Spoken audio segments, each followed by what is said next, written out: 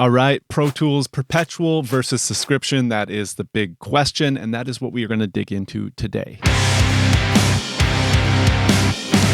As some of you may know, Pro Tools Perpetual licenses are back after being gone for a period of time. There's a link to a video all about that right up here somewhere for you. So check that out if you're not already aware and get up to speed. But now the discussion begins for which one should you choose, because there are pros and cons for both types of licensing. And I know what I like and prefer personally, but that doesn't mean it's going to be right for you. So we're going to do kind of a pros and cons list for all of the different categories on what might influence your decision on if you should get the Perpetual or subscription license of Pro Tools. All right, first thing, starting with the Perpetual license of Pro Tools, it is obvious that the biggest perk is that you own it outright in perpetuity, meaning that you own it forever. It doesn't matter if they change it or whatever happens, you can run it as long as you have a machine capable of running it. Now, on the flip side, there is subscription, where you are paying a monthly fee to have the DAW, and if you stop paying, you do lose access to the DAW entirely. You can't use it anymore. It's gone.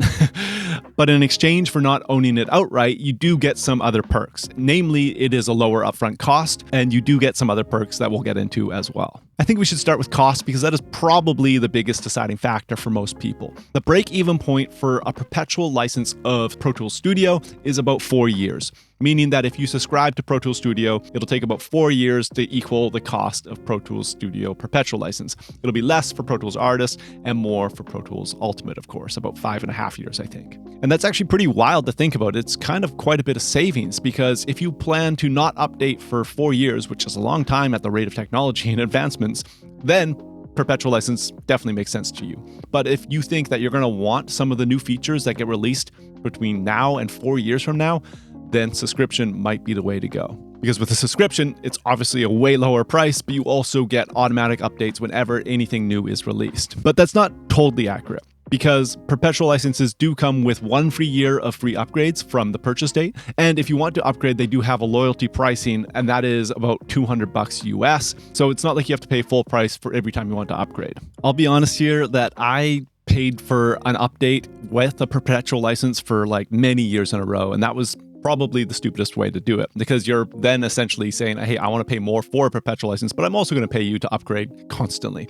And it doesn't make sense to do that. Perpetual only makes sense if you plan to hold on, in my opinion, and run the same license for quite a considerable amount of time. To be clear, I do prefer the perpetual license. I like owning something. I like just not having to worry about a subscription. I don't like monthly payments on my credit card.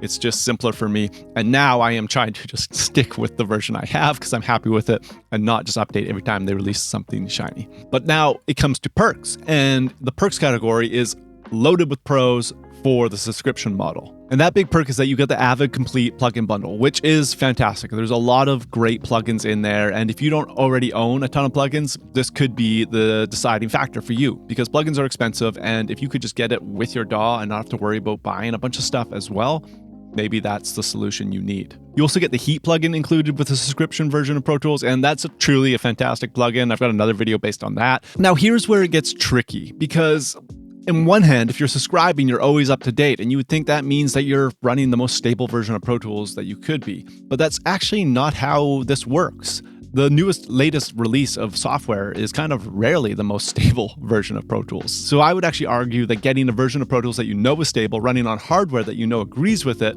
is the best scenario. So in that case, a perpetual license could actually maybe be better. But things have got kind of confusing in that world right now with M1 MacBook chips. So I have a MacBook Pro that is my main studio computer. And if I want to take advantage of that silicon version of Pro Tools, I have to update. So if you were subscribing, you got that automatically.